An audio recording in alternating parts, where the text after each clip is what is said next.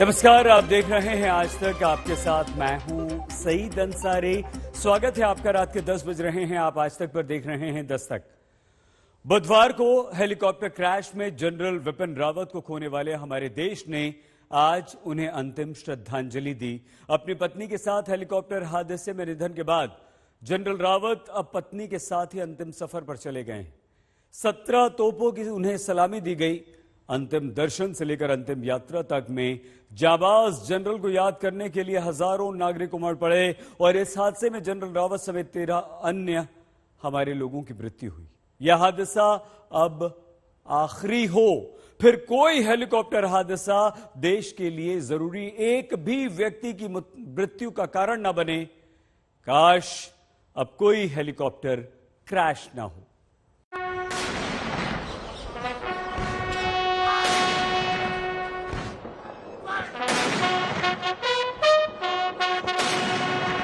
काश आखिरी हो किसी हेलीकॉप्टर हादसे के कारण होने वाली मृत्यु के बाद की चिताओं की अग्नि।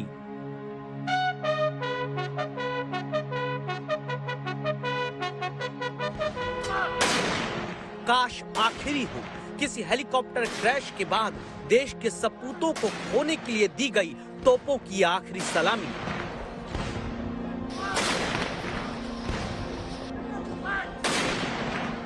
काश फिर कभी कोई हेलीकॉप्टर किसी भी कारण से न बने, किसी बेटी के लिए अपने जनरल पिता और मां को अंतिम विदाई देने की वजह। अब किसी हेलीकॉप्टर के अचानक किसी हादसे के शिकार बन जाने से न शोक में डूबे देश,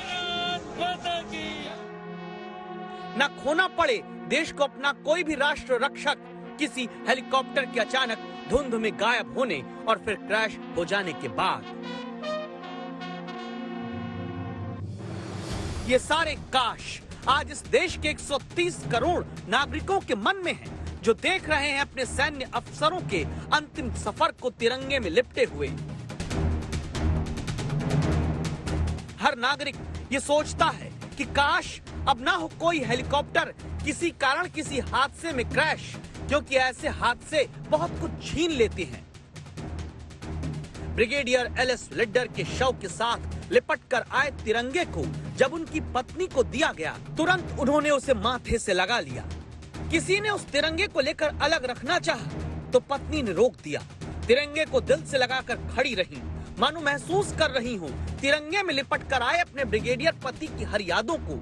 इसीलिए कहना पड़ता है कि फिर काश कोई हेलीकॉप्टर क्रैश ना हो। लाइफ बहुत लंबी है हमें काटने के लिए, बट व्हाटएवर, अब अगर भगवान को यही मंजूर है तो फिर हम इसके साथ ही जिएंगे। This is not the way we wanted him back, but if it was not to be then I don't know. He was a very good father. My child will really miss him, so it's a big loss. कभी नेताओं के लिए, अभी देश के जवानों के लिए। कब तक यूं हम देते रहेंगे गन सैल्यूट? काश अब कोई हेलीकॉप्टर क्रैश ना हो, ना खोना पड़े देश को अपना जांबाज अफसर, ना खोना पड़े किसी पत्नी को अपना पति soldier. We must give him a good farewell, a smiling send-off. I'm a soldier's wife. I have nothing more to say. काश हेलीकॉप्टर क्रैश होने से रोक लिए जाएं, तो नहीं आना पड़ेगा यूं बेटी और पत्नी को अपने पिता और पति के पास हाथों में फूल लेकर अंतिम बार। बताते हैं कि 7 ऐसे ही Mi-17 V5 हेलीकॉप्टर अब तक क्रैश हो चुके हैं। उन हादसों के बाद बुधवार को फिर वैसा ही सबसे सुरक्षित हेलीकॉप्टर हादसे का शिकार हुआ। नतीजा है कि ब्रिगेडियर एलएस लिड्डर को आखिरी बार अपने सबसे पास पाकर चूम लेती हैं पत्नी गीतिका, शायद ये सोचते हुए कि काश अब कोई हेलीकॉप्टर क्रैश ना हो। 17 इयर्स वो जो हमारे साथ थे, जितनी यादें उनको साथ लेके ही चल रहे हैं और अच्छी यादें ही साथ लेके चलेंगे। I am happy he didn't have to suffer. It's a national loss. My father, मेरे पापा हीरो थे, मेरे बेस्ट फ्रेंड थे। काश अब किसी बेटी को यूं आखिरी बार अपने पिता की यादों को समेटकर न जिंदगी गुजारनी पड़े। काश पिता हर वक्त यादों को जिंदा करने के लिए जीवित रहें। काश न टूटे कोई परिवार। काश यूं बेटियों को ना करना पड़े किसी हेलीकॉप्टर हादसे के बाद अपने पिता का अंतिम संस्कार। काश कोई हेलीकॉप्टर क्रैश ना हो। मेरे पापा मेरे में ही नहीं, सब में जोश भरते थे और सबसे बड़े मोटिवेटर थे वो मेरे। और मुझे याद है जब मैं 5 साल की थी, मैंने पापा को देख के एक बार बोला कि आप मेरी हर बात मानते हो ना, क्योंकि वो मेरी हर बात मानते थे। And I am scared because I was very pampered by my father. Helicopter crash के कारण ये एक बुजुर्ग पिता हैं जो अपने जवान बेटे को जीवन भर याद करेंगे। ये आगरा के विंग कमांडर पृथ्वी सिंह के पिता हैं। हेलीकॉप्टर हादसे में बेटे को खोने की त्रासदी ने पूरे परिवार को कमजोर कर दिया। इसीलिए बार बार हर नागरिक देश का कहेगा कि काश अब कोई हेलीकॉप्टर क्रैश ना हो। तो कैसे तय होगा कि काश अब कोई हेलीकॉप्टर क्रैश ना हो? क्योंकि सिर्फ Mi-17 V5 हेलीकॉप्टर की ही बात करें तो क्रैश पहले भी हुए। नवंबर 2021 में अरुणाचल प्रदेश में, फरवरी 2019 में जम्मू कश्मीर, अप्रैल 2018 केदारनाथ, अक्टूबर 2017 अरुणाचल प्रदेश के तवांग में, 2016 में उत्तराखंड में, जून 2013 में उत्तराखंड में, अगस्त 2012 में गुजरात में यही हेलीकॉप्टर क्रैश हुआ।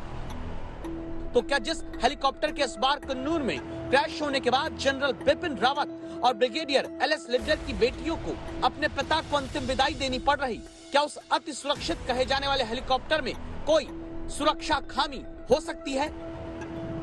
क्या बुधवार दोपहर को कन्नूर में लैंडिंग के तय समय से 7 मिनट पहले संपर्क से कटकर बाद में क्रैश हुए भारतीय वायुसेना का Mi-17 V5 हेलीकॉप्टर सुरक्षा के मायने में कहीं से कमजोर था?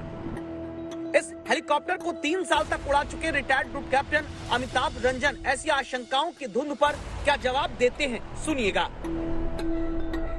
सच में बताऊं, Mi-17 V5 उससे तकरीबन 50% बेहतर हेलीकॉप्टर है। तकरीबन 50% बेहतर है हर तरह से, क्योंकि इसमें जो डिजाइन फीचर है, अब रहा जो हम दूसरे देशों की बात करते हैं, तो आपके दर्शकों की जानकारी के लिए मैं आपको बता दूं, अमेरिकन जो कि लार्जेस्ट मैन्युफैक्चरर ऑफ हेलीकॉप्टर्स हैं, उन्होंने अमेरिकन एयरफोर्स के लिए 60 Mi-17 V5 खरीदे। ये शायद सबके पास जानकारी नहीं होगी, और ये उसी समय की बात है जबकि इंडियन एयरफोर्स रशिया से ये हेलीकॉप्टर खरीद रही थी। उसी समय अमेरिकन ने एक साथ 60 हेलीकॉप्टर खरीदे। तो अगर इससे बेहतर कोई हेलीकॉप्टर होता तो अमेरिकन उसको उड़ा रहे होते। Mi-17 V5 हेलीकॉप्टर में 1000 घंटे से ज्यादा की उड़ान का अनुभव रखने वाले रिटायर्ड ग्रुप कैप्टन तो हेलीकॉप्टर में किसी भी कमी से इनकार करते हैं। फिर क्रैश क्यों हुआ? क्यों देश ने अचानक अपने पहले चीफ ऑफ डिफेंस स्टाफ, उनकी पत्नी और अन्य 11 सैन्य अधिकारियों, जवानों को खो दिया? तमाम अलग अलग तरह के हेलीकॉप्टर क्रैश से जुड़ी जांच में यह सामने आ चुका है कि मेन रोटर कंट्रोल खराब होने, पहाड़ी या पेड़ से टकराने, आग लगने, टेक ऑफ या लैंडिंग के दौरान चूक होने, ATC से गलत निर्देश मिलने से हादसे होते आए हैं। सबसे अहम बात ये कि हेलीकॉप्टर क्रैश के 4 में से 3 मामलों में इंजन फेल होने की बात भी कही जाती रही है। क्या कन्नूर में बुधवार को यूं बिखरे हुए हेलीकॉप्टर, टूटे हुए पेड़, निकलते हुए धुएं की तस्वीरों के पीछे भी इन्हीं में से कोई कारण हो सकता है? क्या इंजन फेल होने से हादसा हुआ होगा?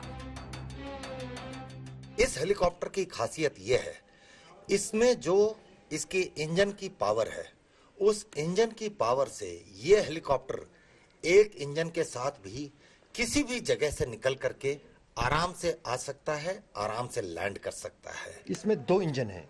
2 इंजन हैं और दोनों इंजन लगातार एक साथ काम करते हैं। ऐसा नहीं है कि इमरजेंसी के समय दूसरा ऑन होगा या पहला ऑन होगा। दोनों एक साथ काम करते हैं और अगर एक इंजन बंद हो गया तो दूसरा इंजन भी जहाज को आराम से उड़ाते हुए कहीं से कहीं तक पहुंचा सकता है। अब रहा तो सवाल इसका मतलब ये है कि एक तो बात आपसे जो मैं बातचीत कर रहा हूं उसमें एक बात तो साफ हो रही है कि इंजन फेलियर तो कम से कम नहीं था। अगर इंजन फेल होता तो शायद हेलीकॉप्टर का एक ही इंजन फेल होता, दोनों तो एक साथ फेल नहीं हो सकते थे। तो हम क्या ये एक बात माने कि इंजन फेलियर जो है वो कारण नहीं था क्रैश का? ये देखिए, ये तो जब तक FDR जो उसका फ्लाइट डेटा रिकॉर्डर है उसका एनालिसिस नहीं होगा हम उसको कह नहीं सकते। ग्रुप कैप्टन अमिताभ रंजन जिस फ्लाइट डेटा रिकॉर्ड की बात कर रहे हैं उसी के लिए वायुसेना की तरफ से tri service court of inquiry बैठाई जा चुकी है। जांच शुरू हो चुकी है। सवाल ये कि ऐसी जांच तो पहले भी कई बार हेलीकॉप्टर क्रैश पर हुई है। क्या उनकी जांच के बाद हादसे की आशंकाओं को दूर कर दिया गया? वरना अभी क्या वजह रही? खराब मौसम एक बड़ी वजह हो सकती है, क्योंकि तब आकाश में भटकाव जिसे स्पेशल डिसोरिएंटेशन कहते हैं, ऐसे हालात बन जाते हैं जहां विमान की ऊंचाई, स्थिति, हवा की गति का सही अंदाजा लगाना बेहद कठिन हो जाता है। जहां तक वीवीआईपी मूवमेंट्स की बात होती है, इतने ज्यादा चेक्स, इमरजेंसी सिमुलेशंस होते हैं कि किसी भी गलती की कोई गुंजाइश नहीं है। सो बहुत ही अनफॉर्चुनेटली ऐसा हुआ है और फ्लाइट डेटा रिकॉर्डर ATC में और ब्लैक बॉक्स हमें वैसे भी मिल गया है साइट से। आई एम श्योर जो कोर्ट ऑफ इंक्वायरी बैठेगी वो बहुत ही बढ़िया तरीके से अपने निष्कर्ष पे निकलेगी। हेलीकॉप्टर क्रैश का न सिर्फ अब सही निष्कर्ष निकलना जरूरी है, बल्कि जरूरी ये भी है कि उन निष्कर्षों के आधार पर आगे भी हर जरूरी बात का ध्यान रखने के लिए नए पैमाने तय हो, ताकि फिर कोई हेलीकॉप्टर क्रैश न हो, न किसी परिवार को अपना पति, पिता, बेटा खोना पड़े, न देश को अपना कोई सिपाही। दिल्ली से मंजीत नेगी और श्रीनगर से अशरफ वानी के साथ प्रमोद माधव, कुन्नूर आज तक। हेलीकॉप्टर हादसे में जनरल बिपिन रावत, उनकी पत्नी और अन्य 11 लोगों के निधन के बाद देश में शोक की लहर है। प्रधानमंत्री नरेंद्र मोदी से लेकर हर मुख्यमंत्री, मंत्री अपनी संवेदना मृतकों के परिजनों के साथ जता रहे हैं और इसी संवेदना के बीच एक खबर आपको हम बता देते हैं। यह खबर आपको समझाएगी कि अधिकारियों को क्यों संवेदना का पाठ पढ़ाना जरूरी है। जनता के साथ सीधे जो उत्तरदायी होते हैं वो अधिकारी कैसे संवेदनहीन हो जाते हैं, ताक पर संवेदना रखते। पहले दिल्ली में जनरल बिपिन रावत को अंतिम श्रद्धांजलि उत्तर प्रदेश के मुख्यमंत्री योगी आदित्यनाथ ने दी। फिर आगरा में विंग कमांडर पृथ्वी सिंह के घर पहुंचे, श्रद्धांजलि देकर परिवार से मुलाकात की, अपनी संवेदनाएं जताई। परिवार के प्रति संवेदना व्यक्त करने के लिए और परिवार के प्रत्येक सदस्य के साथ हम लोग पूरी संवेदना रखते हैं। इस बात के लिए हम लोग यहाँ पर आए हैं। हम लोगों ने राज्य की ओर से जो व्यवस्था भी बनाई है कि कोई भी शहीद परिवार हो, शहीद परिवार को राज्य सरकार की तरफ से आर्थिक सहायता के रूप में 50 लाख रुपए की सहायता हम लोग देते हैं।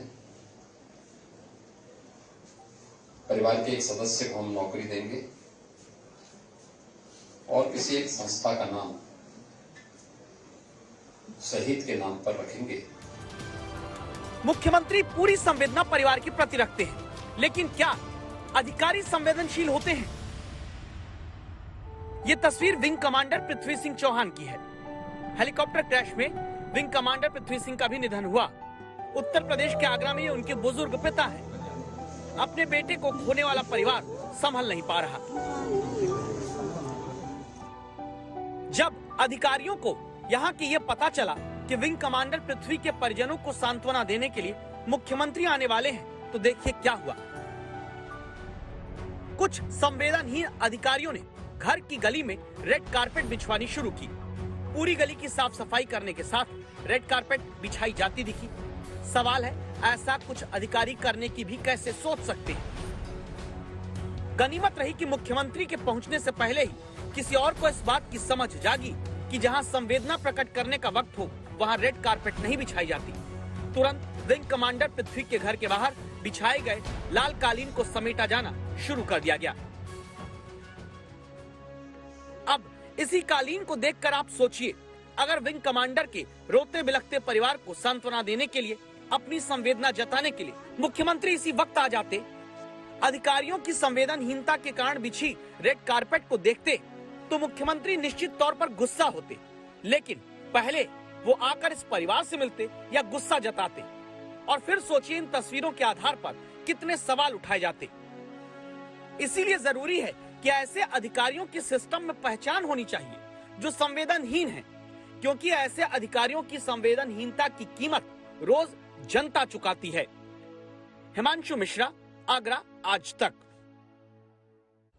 ताक पर संवेदना की ही अगली कहानी कानपुर से है, जहां एक आदमी याचना करते हुए कहता है, साहब छोड़ दीजिए, बच्चे को लग जाएगी।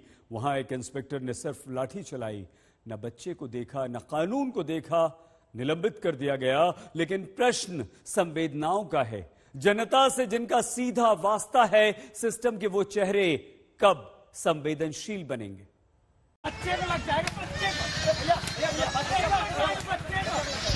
पुनीत शुक्ला नाम के शख्स की गोद में बच्चा है। इंस्पेक्टर विनोद मिश्रा के हाथ में डंडा, बदन पर जनता की रक्षा के लिए पहनी हुई वर्दी, सिर पर संवेदनहीनता का रुतबा। इसीलिए कानपुर देहात में गुरुवार को संवेदनाओं के अंतिम संस्कार वाली ये शर्मनाक तस्वीरें सामने आई। जिसने इस वीडियो को देखा गुस्से से भर गया।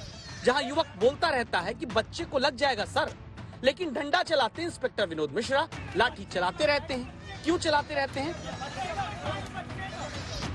इसका जवाब इस दूसरी पिटाई में छिपा है।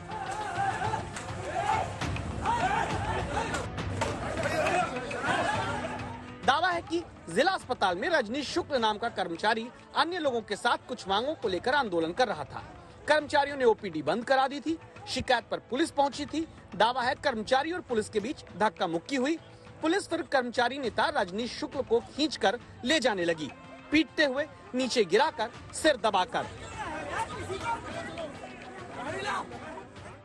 पुलिस की लाठियों के जख्म अपने शरीर पर दिखाते पुनीत शुक्ल बच्चे के साथ गुरुवार को वहीं पर मौजूद थे, जो रजनीश शुक्ल के भाई हैं। पुनीत शुक्ल के मुताबिक उन्होंने पुलिस से सिर्फ सवाल किया कि ऐसे क्यों ले जा रहे हैं। जवाब में लाठियां इंस्पेक्टर विनोद मिश्रा चलाने लगे। बच्चे को लग जाएगा, शुरुआत में स्थानीय स्तर के अधिकारियों ने इसे हल्का बल प्रयोग बताकर पल्ला झाड़ना चाहा। मुद्दा गंभीर होने लगा तो फिर खुद आईजी कानपुर प्रशांत कुमार मामला समझने अस्पताल पहुंचे। बच्चे को गोद में लिए पिता को पीटने वाले इंस्पेक्टर विनोद को निलंबित करने का आदेश हुआ। जो इंस्पेक्टर साहब के खिलाफ कार्रवाई की गई है वो निलंबन की कार्रवाई अभी की गई है, कोई दंड नहीं दिया गया है। दंड जो होता है वो विभागीय कार्रवाई, उसकी भी एक प्रक्रिया बनी हुई है कि एक विभागीय कार्रवाई होगी तो उस विभागीय कार्रवाई के बाद अगर कोई दंड होगा, प्रस्तावित होगा, तो उसकी एक प्रक्रिया है, उस प्रक्रिया के तहत उनको दंडित किया जाएगा।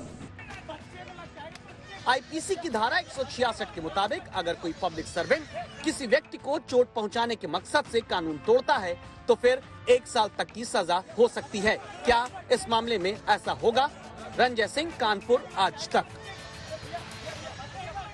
जनरल बिपिन रावत को सारा देश याद कर रहा है, लेकिन कश्मीर के लोग उनके जाने से बहुत निराश हैं। दस्तक की आज की हमारी ये रिपोर्ट देखकर आपको ये अंदाजा होगा कि आतंक पर सर्जिकल स्ट्राइक के चाणक्य जनरल बिपिन रावत घाटी में बदलाव के कितने बड़े हिस्सेदार थे।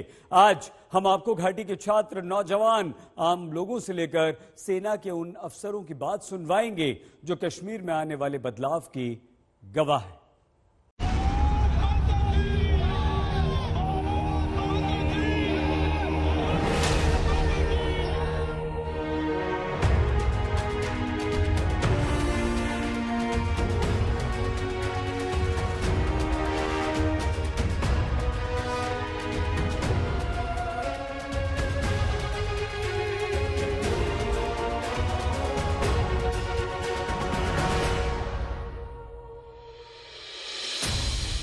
सारा देश जब पहले चीफ ऑफ डिफेंस स्टाफ का अंतिम सफर टकटकी लगाकर देख रहा था, तब कश्मीर का रफीक अपनी जिंदगी बदलने के लिए जनरल रावत को दिल से दुआएं दे रहा था।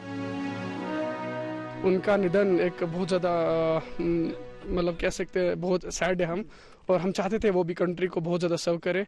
And thank you to general Rawat for this contribution to the country and school. जब सारा देश जनरल रावत की बेटियों के दुख में घुला जा रहा था, अंत्येष्टि स्थल पर एक दूसरे का हाथ थामे दोनों बहनों से संवेदना जता रहा था, उस वक्त कश्मीर के गुरेज में जनरल को श्रद्धांजलि दी जा रही थी।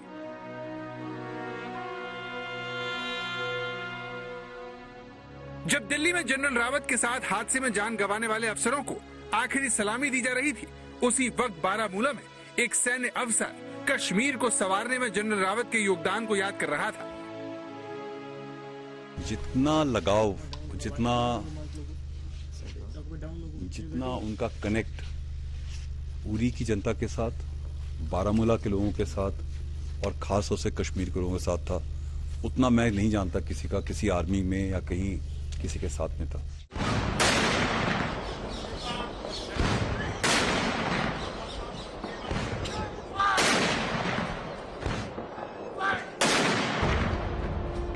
तोपों की सलामी के साथ आखिरी विदाई पाने वाले जनरल रावत का आखिर कश्मीर से क्या रिश्ता था? उनके दिल में कश्मीर के लिए खास लगाव की वजह क्या थी? क्यों उनके चले जाने से कश्मीर के नौजवान उन्हें याद कर रहे हैं? एक वो अच्छे से बहुत अच्छे थे, डाउन टू अर्थ बंदे थे, बहुत ही अच्छे। जब उनके साथ मैंने इंटरेक्शन किया, उन्होंने मेरे को बोला कि आपका नाम क्या है, मैंने बोला मेरा नाम ऐसे है। फिर उनको मैंने बताया कि स्कूल में क्या है। उन्होंने पूछा आप किस क्लास में हो, तो मैंने उनको बताया। और ये बहुत ह्यूज लॉस है हमारे लिए, क्योंकि वो हमारी पार्ट के एक लाइफ के एक पार्ट रह चुके हैं। जनरल बिपिन रावत के लिए कश्मीरियों के मन में ये प्रेम उनके बतौर आर्मी चीफ के कार्यकाल की देन है। ये वो दौर था जब घाटी में आतंकवादियों की तूती बोलती थी। कश्मीर के नौजवान पत्थरबाजों की बेलगाम फौज का हिस्सा थे। हर शुक्रवार को श्रीनगर जंग का मैदान बन जाता था। इस माहौल में श्रीनगर का लाल चौक आतंक के खौफ का केंद्र होता था। लेकिन आज यही Lal Chowk chief of defence staff की श्रद्धांजलि सभा में तब्दील हो गया। ये देखिए कैसे आम कश्मीरी जनरल रावत को कश्मीर बदलने के लिए शुक्रिया अदा कर रहे हैं। जहां तक हम बात करें कि कश्मीरियत की, उनका बड़ा कंट्रीब्यूशन है इंसानियत की और जमहूरियत की, और जो ये चीज़ें इम्प्लीमेंट की ग्राउंड पे यहाँ पे, मुझे लगता है कि जनरल बिपिन रावत साहब का एक बहुत बड़ा इसमें एक कंट्रीब्यूशन है। एक खुसूसन उनकी जो वाबस्तगी रही है कश्मीर के साथ, उन्होंने कश्मीर में काफ़ी सर्व किया था, काफ़ी टाइम यहाँ पे एज एन कमांडिंग ऑफिसर रहे थे, तो इसको याद रखते हुए हम लोग जो है यहाँ पे जमा हुए हैं आज। ये कश्मीरियों के लिए तो बहुत सेटबैक है, लेकिन पूरे नेशन के लिए भी सेटबैक है। जनरल बिपिन रावत कश्मीर के लिए क्या थे, इसका एहसास आज आपको ये 4 चेहरे करवाने वाले हैं, जिनमें कश्मीर में पढ़ने वाले छात्र, नौकरी के लिए प्रोफेशनल कोर्स करते नौजवान, लाल चौक पर जनरल रावत के लिए कैंडल मार्च निकालने वाले आम कश्मीरी, और जनरल रावत का एक ऐसा सहयोगी शामिल है जिसे जनरल रावत कश्मीरियों की तकलीफ दूर करने का आदेश देते थे। ये एक बड़ा हादसा है और इस दुख से निकलने में हमें थोड़ा समय लगेगा। आज हम यहाँ खड़े हुए हैं CDS जनरल बिपिन रावत को श्रद्धांजलि देने के लिए।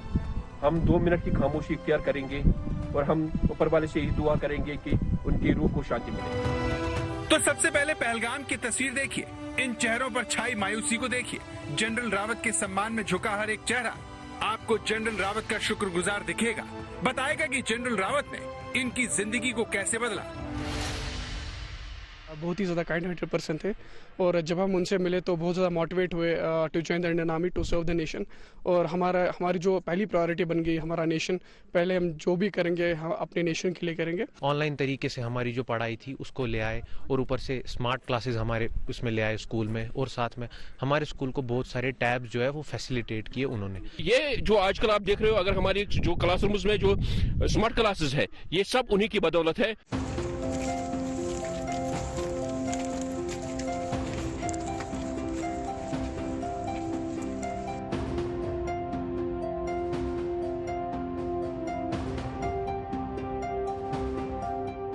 घाटी में जनरल बिपिन रावत के लिए ये सम्मान इसलिए भी है क्योंकि उन्होंने नौजवानों को मुख्य धारा से जोड़ने के लिए कई अभियान चलाए।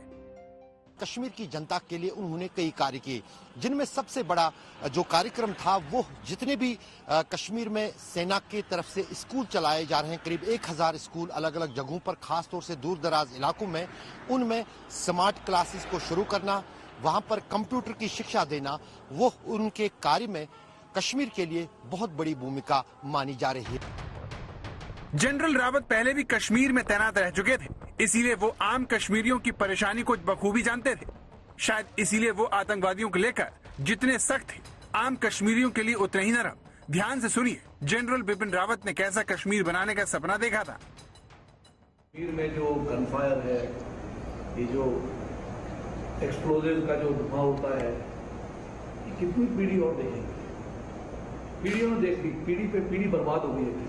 मैं बता रहा हूँ, इसके वजह से जो डर बैठा हुआ है कश्मीरी आवाम में, कश्मीरी यूथ के अंदर, कि आज पता नहीं क्या हो जाएगा, आज मिलिटेंट आ जाएगा, आज सिक्योरिटी फोर्स आ जाएगी, उधर से मिलिटेंट कर रहा, इधर से सिक्योरिटी फोर्स कर रहा। ये कब तक इस माहौल में हम जीते रहेंगे? ये सब खत्म करना है। हमें चाहिए कि वहाँ पे दोबारा से अमन शांति आए और हम लोग जो है अपनी जो रोजमर्रा की जो कार्रवाई है वो सही तरीके से करते हैं। जनरल रावत की कश्मीरियत से भरी इसी नीति का कमाल है कि जिन सड़कों पर कभी पत्थरबाजी होती थी, सुरक्षा बलों का विरोध होता था, वहाँ पर लोग उन्हें याद करने के लिए सैनिकों के साथ कंधे से कंधा मिलाकर चल रहे हैं। ये गुरेज की तस्वीरें हैं, जहाँ पर स्थानीय लोगों ने सुरक्षा बलों के साथ जनरल बिपिन रावत की याद कैंडल मार्च निकाला और उन्हें श्रद्धांजलि दी। मॉरली डाउन जी सेट में तो है ही, हमारे दिल में दुख तो जरूर है, लेकिन मॉरल हमारा हमेशा फिर भी अप रहेगा। अब सवाल यह है कि कश्मीर में आए इस बदलाव की वजह क्या है? आखिर जनरल रावत ऐसा क्या करते थे जिसने जनता और सुरक्षा बलों को एक सूत्र में बांध दिया? इस सवाल का जवाब जानने के लिए आपको चिनार कॉर्प्स के commander lieutenant general DP Pandey को सुनना पड़ेगा। आप अगर उनकी यहाँ के कई लोगों की डीपी देखे पुरानी, खासतौर से हमारे जो मीडिया के दोस्त हैं, मेरे ख्याल से हर एक के पास में उनकी एक फोटोग्राफ उनके साथ में लगी होगी। आई राइट? और उनके पास यहाँ से किसी भी आदमी का फोन गया तो पक्का उन्होंने उस फोन को अटेंड किया और उनके रिक्वायरमेंट को, उनकी ज़रूरत को पूरा करने के लिए उन्होंने मुझे वापस फ़ोन किया कि आप इनकी डिमांड सुने, इनकी मदद करें। मुझे यकीन है कि आज जितना लॉस यहाँ बारामूला के लोगों को हो रहा होगा, उतना किसी को नहीं होगा। तो एक तरफ सुरक्षा बल आतंकवादियों का सफाया कर रहे थे, तो वहीं दूसरी तरफ जनरल रावत घाटी के नौजवानों से रिश्ता बना रहे थे। बताया जाता है कि जनरल रावत अपने कश्मीर दौरे में यहाँ के नौजवानों से जरूर मिलते थे, उनके सपनों के बारे में जानने की कोशिश करते थे, जिसके नतीजे अब देखने को मिल रहे हैं। पहले बच्चों का रुझान इसकी तरफ ज़्यादा नहीं था, लेकिन पिछले 2-4 सालों से जो हमारा यहाँ पे जेई हो जाता है, जॉइंट एंट्रेंस एग्जामिनेशन, पहले बाहर के बच्चों की ज़्यादा परसेंटेज रहती है, लेकिन पिछले 3-4 सालों से यहाँ की इट हैज़ रीच टू 50% तो हमारे यहाँ के वैली की बच्चों की अगर बात करेंगे, उनका इंटरेस्ट इस कोर्स के साथ अभी बढ़ता है। तो श्रीनगर का इंस्टीट्यूट ऑफ होटल मैनेजमेंट इस बात का सबूत है कि कश्मीर के नौजवान बंदूक छोड़कर घाटी के स्वाद को दुनिया में फैलाना चाहते हैं। नौजवानों से संवाद का जनरल रावत का यही प्रयास आज सना और जुनैद जैसे कश्मीरी नौजवानों की जिंदगी बदलने की वजह बन गया है। नाउअडेज सिंस गवर्नमेंट सेक्टर में हमारी उतनी जॉब्स की नहीं है, उतनी पॉसिबिलिटीज़ नहीं है, so private sector is flourishing nowadays. So I think hotel management is very nice for people जो जॉब ओरिएंटेड है बहुत। तो मेरा 2nd ईयर चल रहा है इस वक्त। तो रही बात जॉब की, जॉब तो इसमें मिलता है, ज़रूर मिलता है, क्योंकि आज डे बाई डे आज यहाँ पे बहुत कंपटीशन हो रखे हैं। जनरल रावत के पास उपलब्धियों की कोई कमी नहीं है, लेकिन घाटी में नौजवानों की बदलती तकदीर उनकी सबसे बड़ी कामयाबियों में से एक है, जिसके लिए कश्मीर उनका हमेशा एहसानमंद रहेगा। अशरफ वानी, श्रीनगर, आज तक। जनरल बिपिन रावत जब आर्मी चीफ बने तो बुरहान वानी की मौत के बाद घाटी का माहौल बहुत खराब था, लेकिन जनरल रावत ने ऑपरेशन ऑल आउट शुरू किया और देखते ही देखते आतंक के आका ढेर होने लगे। नौबत ये आ गई कि आतंकवादी संगठनों को ये बताने में डर लगने लगा कि उनका अगला कमांडर कौन होगा।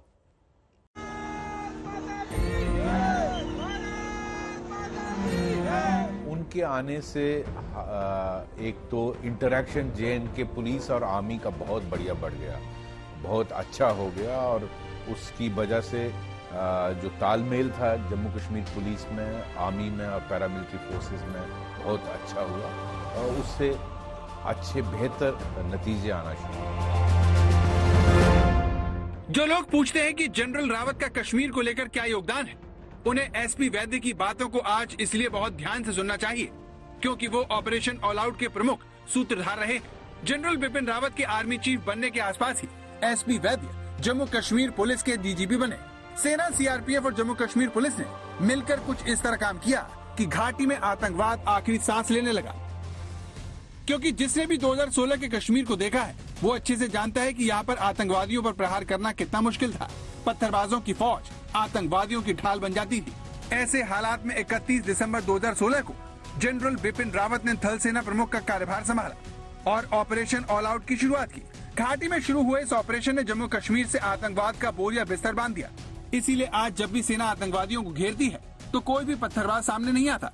ऑपरेशन ऑल आउट के पीछे जनरल रावत का ही दिमाग था। वो मानते थे कि आतंकवादियों के दिल में खौफ पैदा किए बगैर उनका सफाया करना नामुमकिन है। इसका नतीजा ये हुआ कि घाटी में आतंकवादी संगठनों के कमांडर धड़ाधड़ मारे जाने लगे। ऑपरेशन ऑल आउट शुरू होने के बाद 2017 में ही लश्कर तैयबा के अबू दजाना, बशीर लश्करी और जुनैद मट्टू, वहीं हिजबुल मुजाहिदीन के सब्जार अहमद भट्ट का सफाया हो गया। साल 2018 में जैश ए मोहम्मद के आका मौलाना मसूद अजहर के भतीजे मोहम्मद उस्मान हैदर को सुरक्षा बलों ने मार गिराया। वहीं इसके अगले साल जैश ए मोहम्मद का कमांडर सज्जाद अहमद डार और अंसार गजवाए हिंद का कमांडर जाकिर मूसा सुरक्षा बलों के हाथों मारा गया। 2020 में रियाज नाइकू सुरक्षा बलों के हत्थे चढ़ गया, जो हिजबुल मुजाहिदीन का बड़ा कमांडर था। इसी साल सुरक्षा बलों ने पुलवामा हमले के मास्टरमाइंड और जैश ए मोहम्मद के कारी यासिर को निपटा दिया। ये सिलसिला 2021 में भी जारी रहा। इस साल अब तक अलग अलग आतंकवादी संगठनों के 5 टॉप कमांडर मारे जा चुके हैं। सभी रक्षा जानकार इसका श्रेय ऑपरेशन ऑल आउट को देते हैं, जिसने घाटी में आतंकवाद की कमर तोड़ दी। ऑपरेशन ऑल आउट हमने लगभग उसी समय अर्ली 2017 में स्टार्ट किया और उससे जो टॉप कमांडर्स थे उनको टारगेट किया गया और एक एक चुनकर उनको एक टाइमलाइन के हिसाब से पूरा फोकस आइडेंटिफाई करके किस एरिया में कौन कमांडर है, लीडरशिप को टारगेट किया गया और उस लीडरशिप को 1 बाय 1 एलिमिनेट किया और ऑपरेशन ऑल आउट बहुत ही कामयाब रहा, जिससे लीडरशिप कंप्लीटली एलिमिनेट हो गई। एक ऐसा वक्त आया कि कोई लीडरशिप लेने वाला नहीं रहा। लश्कर तैयबा में मुझे याद है कोई भी उसका लीडर बनने के लिए अवेलेबल नहीं था।